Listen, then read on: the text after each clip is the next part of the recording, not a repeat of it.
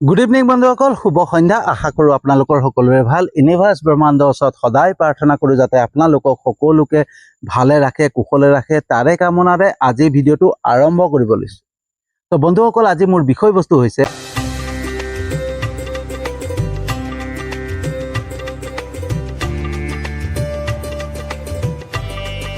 মই শব্দৰ পৰাই আৰম্ভ হয় মায়াৰ আগমন। তো বন্ধুসকল, যদি মই শব্দটো নাথাকে তেতিয়াহ'লে আত্মাৰ বাহিৰে একো নাথাকে। আৰু যদি মই শব্দটো আহি যায় তেতিয়া মই লগত সকলো থাকে। সুখ, দুখ, লাভ, লোকচান, অহংকাৰ, ক্ৰোধ, হিংসা, সমস্যা, সংঘাত, এই সকলোবিলাক থাকে। আৰু এই সকলোবিলাক মইৰ প্ৰয়োজনীয়তাৰ পৰা উৎপন্ন হয়। আৰু এইখিনিয়ে বন্ধুসকল মায়া, হয়নে? মইৰ পৰাই মায়াৰ আগমন হয়। বন্ধুসকল, মই প্ৰয়োজনীয়তা যেতিয়া সম্পূৰ্ণ হয় তেতিয়া সুখ হয়। মই প্ৰয়োজনীয়তা যদি সম্পূৰ্ণ নহয় তেতিয়া দুখ হয়। মই প্ৰয়োজনীয়তা যদি সকলো সম্পূৰ্ণ হয় তেতিয়া অহংকাৰ হয়। আৰু মই প্ৰয়োজনীয়তা সকলোখিনি যেতিয়া সম্পূৰ্ণ নহয় তেতিয়া ক্ৰোধ উৎপন্ন হয়, হিংসা উৎপন্ন হয়, সমস্যা আহে, সংঘাত আহে, বিপদ আহে, এই সকলোখিনি আহে, হয়নে? আৰু এই যে মই আৰু সুখ, এইটো দুটা বেলেগ বেলেগ বস্তু নহয়। মই আৰু সুখ, মই আৰু দুখ, মই আৰু অহংকাৰ, মই আৰু ক্ৰোধ, মই আৰু সমস্যা, এই সকলোবিলাক এটাই বস্তু, মই, হয়নে? মই এটা বেলেগ বস্তু নহয়, সুখ এটা বেলেগ বস্তু নহয়, হয়নে? এই দুটা এটাই বস্তু। কাৰণ মই শব্দটো নাথাকিলে সুখটো নাথাকিব, মই শব্দটো নাথাকিলে দুখ নাথাকিব, মই শব্দটো নাথাকিলে অহংকাৰ নাথাকিব, মই শব্দ নাথাকিলে সমস্যা নাথাকিব। এই সকলোবিলাক এটাই বস্তু, মই, হয়নে? আৰু এই মই পৰাই উৎপন্ন হয় মায়া, হয়নে? মই পৰাই আৰম্ভ হয় মায়াৰ আগমন। যদি মই নাথাকে তেতিয়া একো নাথাকে, হয়নে? বন্ধুসকল, মই পৰাই উৎপন্ন হয় অহংকাৰ, আৰু অহংকাৰৰ পৰা উৎপন্ন হয় মোৰ, হয়নে? সকলো মোৰ, ঘৰখন মোৰ, গাড়ী মোৰ, হয়নে? পৰিয়াল মোৰ, সন্তান মোৰ, সম্পত্তি মোৰ, প্ৰত্যেকটো বস্তু মোৰ আহি যায়। এই মোৰ শব্দটো আহি যায় কেতিয়া? যেতিয়া আমাৰ মনলৈ অহংকাৰ আহে, হয়নে? আৰু অহংকাৰ কেতিয়া আহে? যেতিয়া মই শব্দটো থাকে, হয়নে?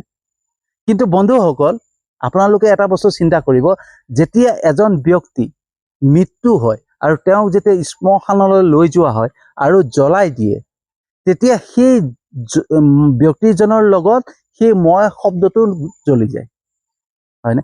মই শব্দটো জ্বলি যাব। আৰু মই লগত থকা যিমানখিনি বস্তু আছে সকলো তাত ছাই হৈ যাব, হয়নে? মই লগতে সেইদিনাখন শেষ হৈ যায়। তো মই শব্দটোৰ লগত জড়িত, আৰু মই এই গোটেইবিলাক বস্তুৰ কোনো অস্তিত্বই নাই। বন্ধুসকল, মই শব্দটো যদি আঁতৰি যায় নহয়, মই শব্দটো আঁতৰি গ'লে থাকিব মাত্ৰ আত্মা।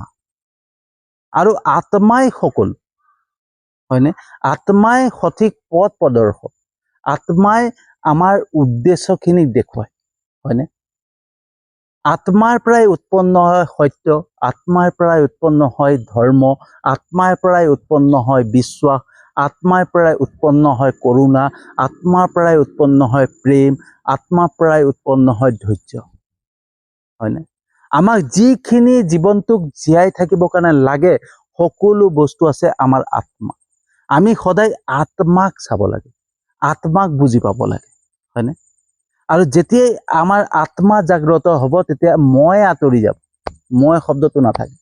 বন্ধুসকল, মই শব্দটোৰ কোনো অস্তিত্বই নাথাকে, হয়নে? মই শব্দটো যেতিয়া শ্মশানত লৈ যাব, জ্বলাই দিব, সেই তেতিয়াই শেষ হৈ যাব। তো তাৰ আগতে যদি আমি মই শব্দটোক আঁতৰাই দিওঁ তেতিয়া থাকিব মাত্ৰ আত্মা। আৰু আত্মাৰ কি বিচাৰে? আত্মাই বিচাৰে সত্য, আত্মাই বিচাৰে ধৰ্ম, আত্মাই বিচাৰে বিশ্বাস, আত্মাই বিচাৰে মুক্তি, হয়নে? আমাৰ জীৱনৰ উদ্দেশ্য বিচাৰি পাম অকল আত্মাত, হয়নে? আমাৰ কি উদ্দেশ্য? আমাৰ জীৱনৰ উদ্দেশ্য কি? আমি কিয় ইয়াত আহিছো, হয়নে? আৰু আত্মাৰ পৰাই উৎপন্ন হ'ব, আত্মাই আমাক দেখুৱাব কৰ্তব্য, হয়নে? আত্মাতে থাকে কৰ্তব্য। আমাৰ কৰ্তব্য কি, আমি কি কৰিব লাগে, হয়নে? সকলো বস্তু থাকে বন্ধুসকল আমাৰ আত্মাত, কিন্তু যেতিয়াই আমাৰ মই শব্দটো আহি যায় নহয়, তেতিয়াই সকলো আহি যায় আৰু লগতে মায়া আহি যায়, হয়নে? মায়াৰ আগমন হয় মইৰ দ্বাৰা, যেতিয়া মই আহি যায়, হয়নে? কিন্তু মই যেতিয়া নাথাকিব নহয়, তেতিয়া মায়াও নাথাকিব, অকল থাকিব আমাৰ আত্মা। আৰু আত্মাই কি ক'ব যে সত্যক বিচাৰ, বিশ্বাস কৰ, হয়নে? মানুহক বিশ্বাস কৰ, প্ৰেম কৰ, হয়নে? সকলো লগতে প্ৰেমত থাক, বিশ্বাসত থাক, সততাত থাক। সেইটো কোনে ক'ব? আমাৰ আত্মাই ক'ব। কিন্তু মই শব্দটো থাকিলে বিশ্বাস নাথাকে, মই শব্দটো থাকিলে সত্য নাথাকে, মই শব্দটো থাকিলে ধৰ্ম নাথাকে। আপোনালোকে লক্ষ্য কৰিব, আপোনালোকে গুৰুত্ব দিব, আমি যদি নিজে বুজিবলৈ চেষ্টা কৰোঁ নহয়, সকলো বুজি পাই যাম বন্ধুসকল, যে আমি যে মোৰ যেতিয়া আহি যায় নহয়, তেতিয়া কি হৈ যায়, আমাৰ এই বিশ্বাস বোলা বস্তুটো নাইকিয়া হৈ যায়, হয়নে? সত্য কি সেইটো বিশ্বাস বোলা বস্তুটো নাইকিয়া হৈ যায়, ধৰ্মৰ প্ৰতি বিশ্বাসটো নাইকিয়া হৈ যায়, হয়নে? কিন্তু মই যেতিয়া আঁতৰি যাব নহয় বন্ধুসকল, তেতিয়া সত্য, বিশ্বাস, হয়নে, সকলো আহি যাব, ধৰ্ম, সেই সকলো কৰ্তব্য কি, এই সকলোবিলাক আহি যাব। আৰু যেতিয়াই এই সকলোবিলাক আহিব নহয়, তেতিয়া মোৰ শব্দটো নাহে। তেতিয়া কোনোবাই যদি আমাক সোধে ঘৰখন কাৰ, ঈশ্বৰৰ আশীৰ্বাদ, ঈশ্বৰৰ দ্বাৰা পাইছো, হয়নে? সন্তানটো কাৰ, ঈশ্বৰৰ উপহাৰ, ব্যৱসায়টো কাৰ, ঈশ্বৰৰ উপহাৰ, ঈশ্বৰে দিছে, মই মাত্ৰ চলাই গৈছো। কাম চাকৰিটো কাৰ, ঈশ্বৰে দিছে, ঈশ্বৰে এইখিনি কাম কৰিবৰ কাৰণে মোক দিছে, মই মাত্ৰ কৰি গৈছো, হয়নে? তো প্ৰত্যেকটো বস্তু কি আহিব, আমাৰ ঈশ্বৰৰ ওচৰত উৎসৰ্গা কৰিম, ঈশ্বৰৰ কাম, ঈশ্বৰৰ বস্তু, ঈশ্বৰে দিয়া উপহাৰ, সকলো ঈশ্বৰৰ হৈ যায়। তেতিয়া সেই তাত মোৰ শব্দটো নাহে, হয়নে? মোৰ শব্দ কেতিয়া আহে, যেতিয়া আমাৰ মনলৈ অহংকাৰ আহে, আমাৰ সকলো বস্তু সম্পূৰ্ণ হৈ যায় আৰু মনলৈ যেতিয়া অহংকাৰ আহিব নহয়, তেতিয়া মোৰ শব্দটো আহি যায়। কিন্তু এই মই যেতিয়া আমাৰ জীৱনৰ পৰা আঁতৰি যাব নহয়, তেতিয়া কি থাকিব, আত্মা থাকিব। আৰু আত্মাই কি ক'ব, এইটো মোৰ নহয়, ঈশ্বৰৰ হয়। প্ৰত্যেকটো বস্তু তেতিয়া ঈশ্বৰৰ হৈ যায়, হয়নে? তো বন্ধুসকল,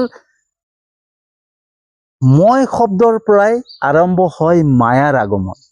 আমি যে কওঁ মায়া মায়া, এই মই শব্দৰ পৰাই আৰম্ভ হয়, হয়নে?